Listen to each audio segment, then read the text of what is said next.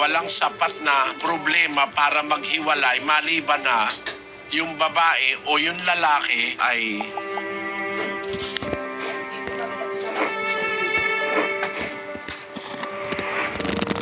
ayaw ng Diyos yung naghihiwalay ang mag-asawa eh. Ito, in-emphasize ito ni Kristo sa panahon ng pangangaral niya sa lupa.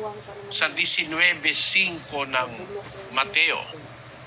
At sinabi, dahil dito'y iiwan ng lalaki ang kaniyang ama at ina at makikisama sa kaniyang asawa at ang dalawa ay magiging isang laman. Kaya nga, hindi na sila dalawa, kundi isang laman. Ang pinapagsama nga ng Diyos ay huwag papaghiwalayin ng tao. Bawal ng Diyos na yung pinagsama ng Diyos paghiwalayin ng tao. Kaya lang ang question dyan, hindi naman lahat ng mag-asawa pinagsama ng Diyos eh. Merong mag-asawa pinagsama ng magulang. Bata pa, kinukontrata na, mga anak nila magiging mag-asawa. Pinagsama na ng tao yon, ano? Meron naman pinagsama ng batas kasi nabuntis niya, para wag siyang maidemanda ng rape, napilitan na siya. Kaya naman niya napakialaman, yung babae naman ng parang namikot. Yung mga ganon, ibang klase yun, hindi pinagsama ng Diyos yun eh. O halimbawa sa isang pagkakataon napikot ka. Na-tiyempo nga namikot sa'yo, isang babaeng palatalo at magagalitin. Baka kung makakatakas ka, takasan mo na lang. Pero kung halimbawa, hindi naman ganun ang sitwasyon, ayaw ng Diyos nung paghihiwalay.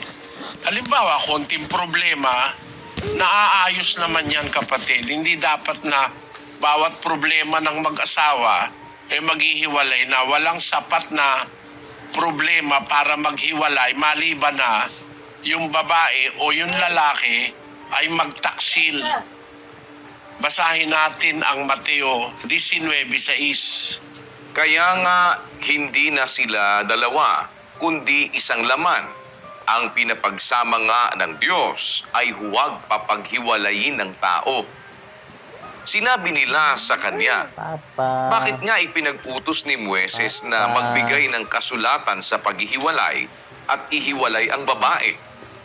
Sinabi niya sa kanila, dahil sa katigasan ng inyong puso ay ipinaubaya sa inyo ni Moises na inyong hiwalayan ang inyong mga asawa. Datapwat buhat sa pasimula ay hindi gayon.